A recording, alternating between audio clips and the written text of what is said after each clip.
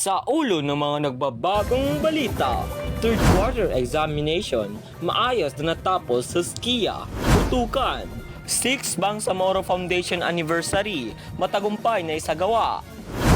Big time oil price hike, ipinapatupad. TikTok ipinagbawal sa Estados Unidos dahil sa seguridad at privacy ng datos. Alamin!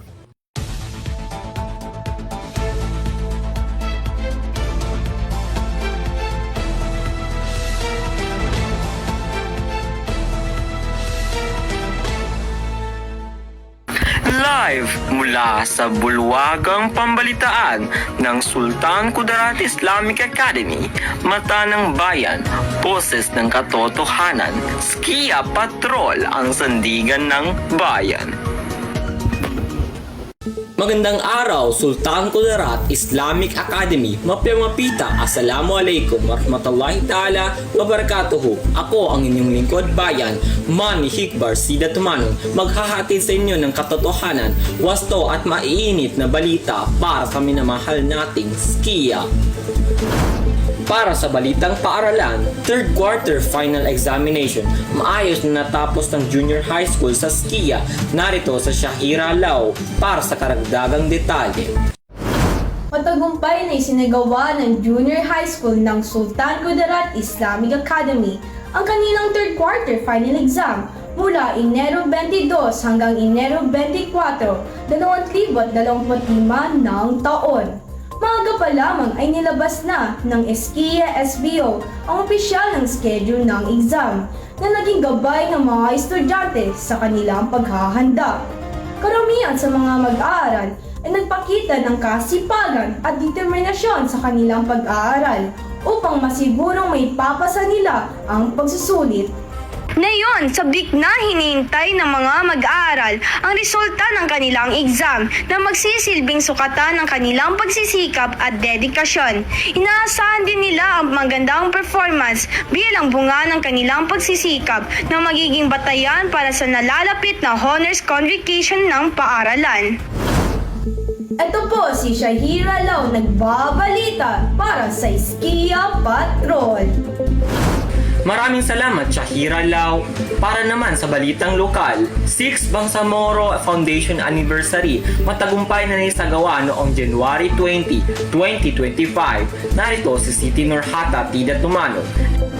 Ngayong linggo, umingay sa social media ang selebrasyon ng ika-6 na anibersaryo ng Bangsamoro Autonomous Region in Muslim Mindanao o ang BARM na ipinagdidiriwang tuwing ika-20 hanggang ika-24 ng Enero taon-taon.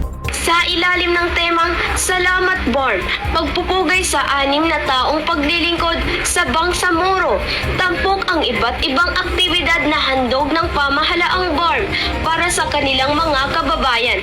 Ilan sa mga ito ay ang essay contest, photo essay contest, bill drafting competition at iba pang mga kaganapan na inihanda ng mga miyembro ng Parliament.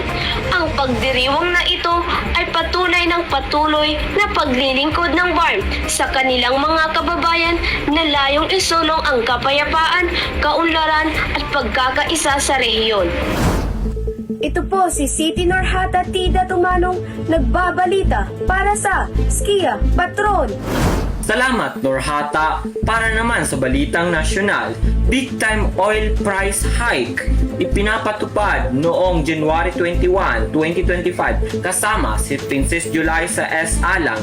Ating alamin sa pagbabalik ng SKIA Patrol.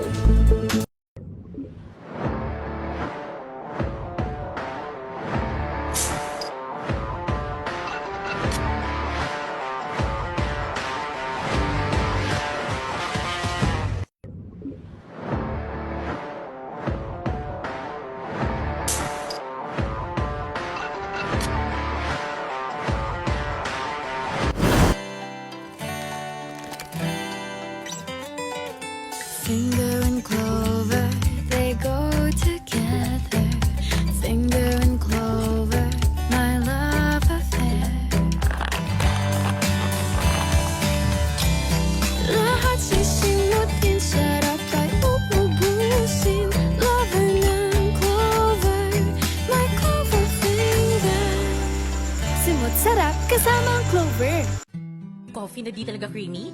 Skip na. And switch to Nescafe Creamy White, ang Nescafe coffee na may Nestle milk, kaya leveled up ang creaminess. Nescafe Creamy White, creamy coffee. Nagbabalik ang Skia Patrol. Pinatupad noong Enero 21, 2025 ang tinaguriang big time oil price hike na nagdulot ng pagtaas ng presyo ng mga produktong petrolyo sa bansa. Batay sa anunsyo ng mga kumpanya ng langis, nagdadagdagan ng 2.70 kada litro ang presyo ng diesel, 1.65 kada litro ng gasolina at 2.50 kada litro ng kerosene. Ayon sa mga eksperto, ang biglaang pagtaas ay bunsod ng paggalaw ng presyo sa pandaigdigang merkado at mas mataas na demand sa langis matapos ang holiday season. Dahil dito, inaasahan ang epekto ng taas presyo hindi lamang sa transportasyon kundi pati na rin sa pangunahing bilihin.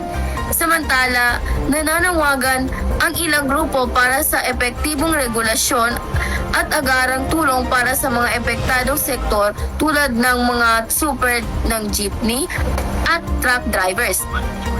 Patuloy na naghihikayat ang publiko na maging matipid sa konsumo ng gasolina habang nananatiling mataas ang presyo ng petrolyo. Para sa mga karagdagang balita at update, manatiling nakatutok.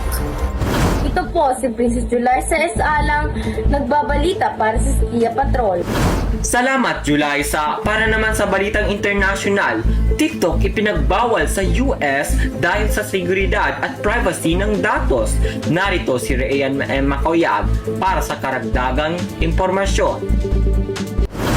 Ipinagbabawal ang TikTok sa Estados Unidos noong January 19, 2025 dahil sa mga alalahanin kaugnay ng pambansang seguridad at proteksyon ng datos.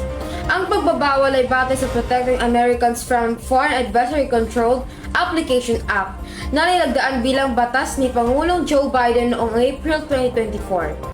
Layunin ng batas na ito na protektahan ang datos ng mga mamamayan mula sa potensyal na maling paggamit ng mga dayuhan kumpanya tulad ng ByteDance, ang kumpanyang Chino na nagmamay-ari ng TikTok. Ayon sa mga opisyal, maaari magamit ang naturang aplikasyon sa panitikan o pagkuha ng sensitibong impormasyon na maaaring magdulot ng banta sa seguridad ng bansa. Bukod sa federal na pagbabawal, ilang estado sa Amerika ang nauna nang nagpatupad ng paghihigpit sa TikTok, partikular sa mga government-issued devices upang maiwasan ang anumang posibleng kompromiso sa seguridad. At ngayon, oras na para sa ating Chika Minute!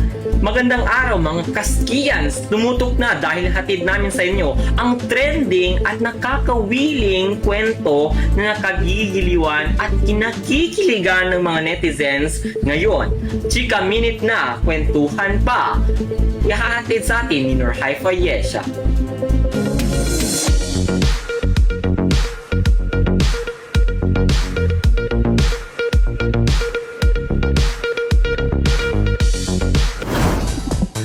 Bagong taon? Bagong TV series ba ang aabangan mo? Hanggang ngayon, patuloy na tinatangkilik ang mutya ng Section E sa social media platform lalo na sa TikTok. Mula nang ipinalabas ang teleserye, hindi lamang Pilipinas ang sumubaybay, kundi pati na rin sa iba't ibang bansa tulad ng Thailand at Vietnam. Sila ay naging abala na rin sa pagpapahayag ng kanilang mga reaksyon sa karakter at kwento ng teleserye. Ang tanong, nakapanood ka na ba? Kung hindi pa, panood ka na sa Viva One app. Ako nga pala si Nur Haifa Yesha Pimasulot para sa Showbiz Chika. Maraming salamat, Nur Haifa Yesha. At para naman sa ulat panahon, narito si Cyrene May Radza. Cyrene.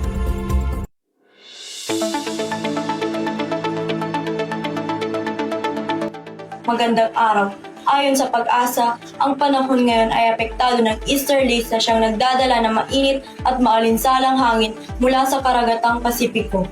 Dahil dito, inaasahan ang pagkalat-kalat ng pag-ulan, pagkulog at pagkidlat sa ilang bahagi ng Mindanao, partikular na sa mga relihiyong Zamboanga Peninsula, Northern Mindanao at Barm. Paalala po sa lahat na magdala ng payong at mag-ingat sa biglaang pagbaha, lalo na sa mga mababang lugar. Ang temperatura ay inaasahang maglalaro sa 25 degrees Celsius hanggang 32 degrees Celsius. Para sa karagdagang impormasyon at paalala, sundan ang Facebook page ng Pag-asa at BARM Reading.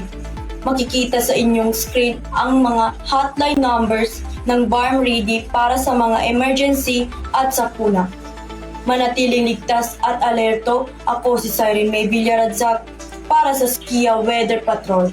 Maraming salamat. Yan ang mga balita at impormasyon na aming nakalap.